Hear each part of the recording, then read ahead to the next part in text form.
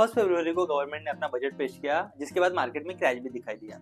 लेकिन ये बजट क्या होता है, इस साल के बजट में ऐसा क्या है और ये हमारे लिए इम्पोर्टेंट क्यों है, समझेंगे आज की वीडियो में।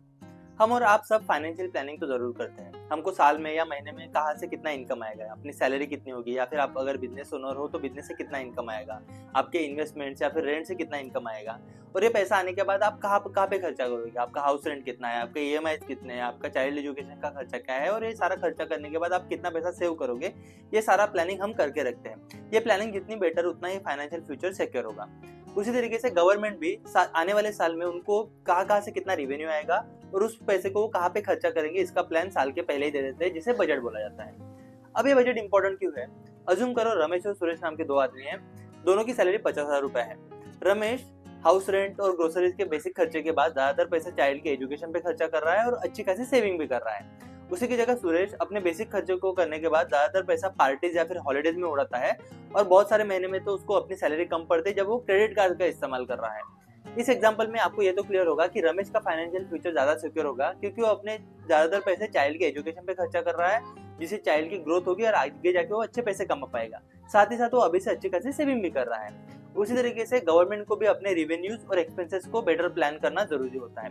गवर्नमेंट को इस तरीके का बजट प्लान करना चाहिए जिससे रेवेन्यू जनरेट करते समय आम जनता पे कम से कम टैक्स का बर्डन पड़े, और इस पैसे को इस तरीके से एलोकेट करना चाहिए जिससे ऑब्वियसली हमारे कंट्री की इकोनॉमिक ग्रोथ तो हो, साथ ही साथ आम जनता को एजुकेशन, हेल्थ, सेफ्टी, ट्रांसपोर्टेशन ऐसी बेसिक सुविधाएं अच्छे से अच्छे क्वालिटी की मिले। गवर्नमेंट ने इस साल के बजट में लगभग 54 लाख करोड़ रुपीस का एक्सपेंसेस प्लान किया है। अब ये पैसा आएगा कहाँ से? इसमें से 36 lakh crore rupees tax revenue से आता है, जिसमें से मेजोरिटी यानी 29% इनकम टैक्स से आएगा, 25% कॉर्पोरेट टैक्स यानी बिजनेसेस जो प्रॉफिट जनरेट करते हैं उनको टैक्स करके आएगा, और 20% पैसा जीएसटी से आता है। बाकी बचा हुआ amount custom duties, import duties ऐसे अलग अलग टैक्सेस से आता है। अगर आप एक्सपेंसेस की बात करो तो लगभग 54 लाख करोड़ रुपीस का एक्सपेंसेस गवर्नमेंट ने प्लान किया है। एक्सपेंडिचर दो तरीके के होते हैं। पहला होता है कैपिटल एक्सपेंडिचर, जहाँ पे एक्चुअली कुछ असेट बनाया जाता है, यानी रोड, रेलवे, पोर्ट ऐसे इंफ्रास्ट्रक्चर को बिल्ड करना। इसे एक इन्वेस्टमेंट की तरह देखा जाता है, क्योंकि इसके वजह से आज के दिन तो एम्प्लॉयमेंट जनरेशन हो ही रहा है, साथ ही साथ अच्छा इंफ्रास्ट्रक्चर देने की वजह से फ्यूचर में इंडिया में ज्यादा बिजनेसेस आएंगे, जिससे हमारी इकोनॉमिक ग्रोथ होगी।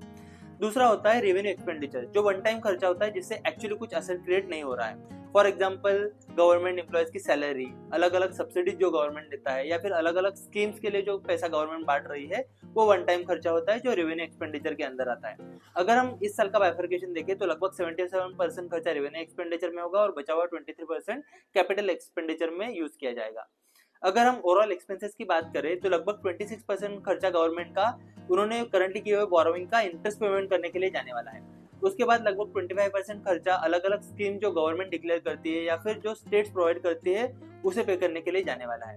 अगर हम सेक्टर एलोकेशन देखें तो डिफेंस सेक्टर के लिए 12% एलोकेट किया गया है, जो करंट जियोपॉलिटिकल सिचुएशन देख के सही डिसीजन लगता है। उसके बाद रोड मिनिस्ट्री के लिए 6% एलोकेट किया गया है, रेलवेज के लिए 5%, एजुकेशन के लिए 2% और हेल्थ के लिए 3% पैसा एलोकेट किया गया है। अगर आप रेवेन्यू और एक्सपेंसेस देखो तो रेवेन्यू मैंने बोला 36 लाख करोड़ है, लेकिन एक्सपेंसेस तो 54 लाख करोड़ रुपए के प्लान किए गए हैं। तो ये डिफरेंशियल अमाउंट कहाँ से आएगा? इसमें से कुछ अमाउंट गवर्नमेंट के जो एग्जिस्टिंग इन्वेस्टमेंट्स है पीएसयूज में, उसको डिसइन्वेस्ट करके या फिर उसके डिविडेंड के थ्रू आएगा, लेकिन मेजोरिटी पैसा गवर्नमेंट बोरो करेगा, जिसको फिस्कल या फिर फाइनेंशियल डेफिसिट बोला जाता है। अगर आप ऑब्जर्व करो तो हमारे इंडिविजुअल बजट में हमेशा इनकम ज्यादा रहती है और एक्सपेंसेस कम रहता है, लेकिन गवर्नमेंट का बजट जनरली उल्टा रहता है, क्योंकि हम डेवलपिंग कंट्री है तो हमें ज्यादा पैसा बोरो करके उसे इन्वेस्ट करना पड़ता है। करंटली ये डेफिसिट लगभग 16 लाख करोड़ रुपीस के आसपास है, जो हमारे जीडीपी के 4.5% है। ये एक हेल्दी नंबर है और पिछले कुछ सालों से हम सिमिलर नंबर मेंटेन कर रहे हैं, जिसकी वजह से क्रेडिट रेटिंग कंपनी ने हमको अच्छा अपग्रेड भी दिया है। देखते हैं इस बजट की की हाइलाइट्स क्या है। सबसे ज्यादा फोकस मैन्युफैक्चरिंग सेक्टर पे किया गया है और इसके तहत सेमीकंडक्टर 2 मिशन को लॉन्च किया गया है। इसके लिए गवर्नमेंट ने 40,000 करोड़ रुपीस एलोकेट किए हैं। सेमीकंडक्टर 2 मिशन के अंतर्गत सेमीकंडक्टर प्रोडक्शन पे फोकस किया जाएगा, उसको लगने वाले रॉ मटेरियल्स का इंपोर्ट ईज किया जाएगा, उसके अराउंड लगने वाला इंफ्रास्ट्रक्चर भी बिल्ड किया जाएगा और इसके रिसर्च और डेवलपमेंट के लिए रिसर्च लैब्स भी प्रोवाइड की जाएंगी। हम करंटली एआई का बूम देख रहे हैं, जिसके लिए डेटा सेंटर की जरूरत होती है। तो 2047 तक ऐसी कंपनीज के लिए गवर्नमेंट ने टैक्स ऑलरेडी डिक्लेयर किया है जो कंपनीज इंडिया में डेटा सेंटर बनाएंगी, लेकिन फॉरेन कस्टमर्स को सर्विसेज प्रोवाइड करके प्रॉफिट जनरेट करेंगे। करंटली एआई और इलेक्ट्रिकल व्हीकल्स के लिए बहुत ज्यादा रेयर अर्थ मेटल्स का यूज होता है, जो करंटली चाइना कंट्रोल कर रहा है। इसे टैकल करने के लिए गवर्नमेंट ने रेयर अर्थ मेटल कॉरिडोर बनाने का सोचा है, जिसके लिए सिलेक्टेड स्टेट में रेयर अर्थ मेटल्स की माइनिंग और प्रोसेसिंग की जाएगी। इसके अलावा एसएमईज को बढ़ावा देने के लिए 10,000 करोड़ का फंड डिक्लेयर किया गया है। ये फंड इक्विटी फंड की तरह काम करेगा और अच्छे स्मॉल एंड मीडियम इंटरप्राइजेस में इन्वेस्ट करेगा।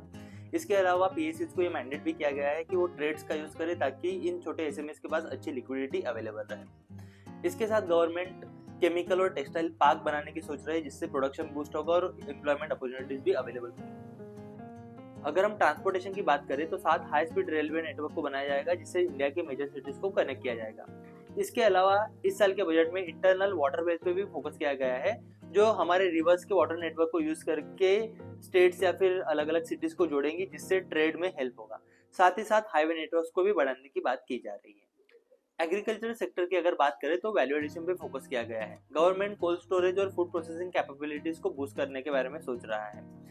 अगर हम देखें तो जनरली फूड और वेजिटेबल जैसे पेरिशेबल आइटम्स मार्केट प्लेस से दूर बनते हैं। So for example tomato Nashik में उगता है, लेकिन उसका मार्केट प्लेस ज्यादा मुंबई में अवेलेबल है। तो ऐसी चीजें ट्रांसफर करने से पहले अगर खराब हो गई तो फार्मर को नुकसान झेलना पड़ता है। इसलिए फार्मर ऐसी चीजें प्रोड्यूस करने से ही बचते हैं जो उनको एक्चुअली ज्यादा रिटर्न दे सकती है।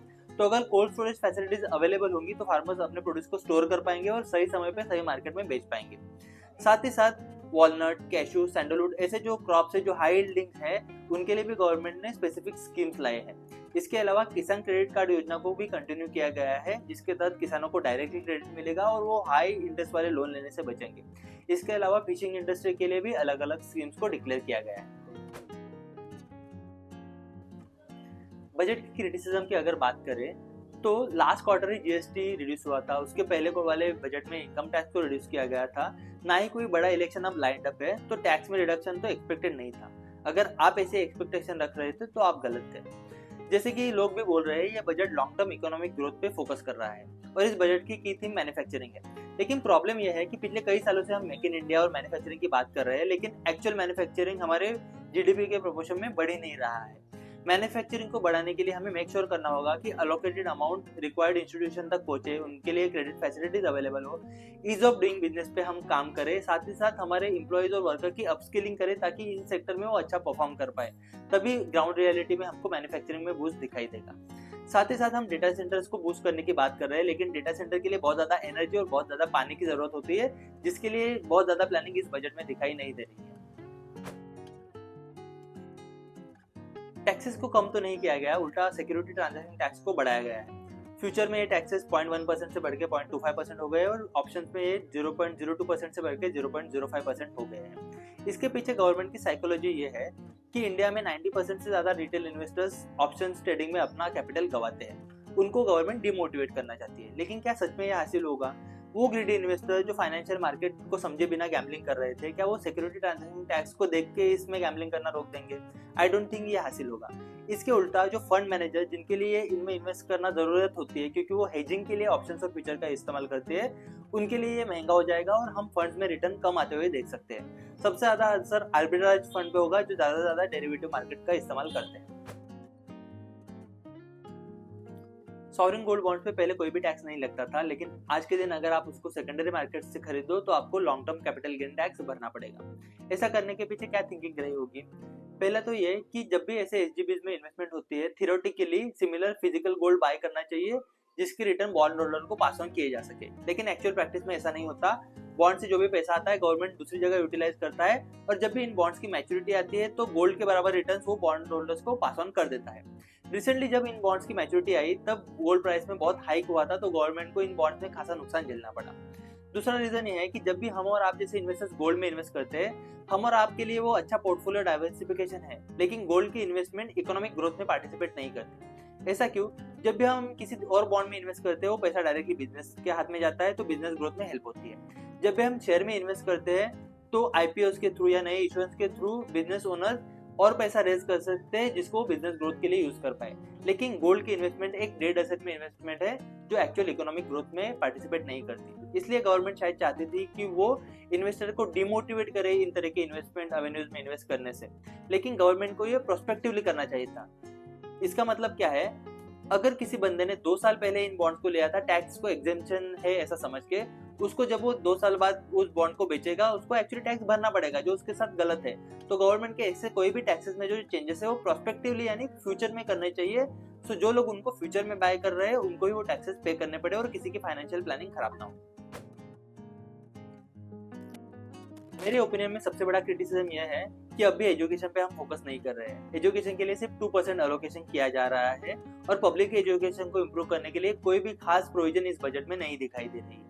हालांकि गवर्नमेंट हमेशा बोलता है कि एजुकेशन स्टेट मैटर है और स्टेट भी उस पर बहुत ज्यादा एक्सपेंसेस करते हैं। ये ट्रू भी है, लेकिन अगर हम कंपेयर करें तो हम जीडीपी का 10 to 15% टोटल एजुकेशन पे खर्चा करते हैं, जबकि यूएस और बाकी डेवलप्ड कंट्रीज भी 15 to 20% खर्चा करती है। हमारी कंट्री डेवलपिंग है, हम यंग कंट्री है, तो हमारे पास बहुत बड़ी वर्कफोर्स है। तो आज का ही टाइम है एजुकेशन पे ज्यादा इन्वेस्ट करें ताकि हमारे लोग स्किल हो पाए और हमें फ्यूचर इकोनॉमिक ग्रोथ में हेल्प हो, लेकिन ये आज के दिन होता हुआ दिखाई नहीं दे रहा।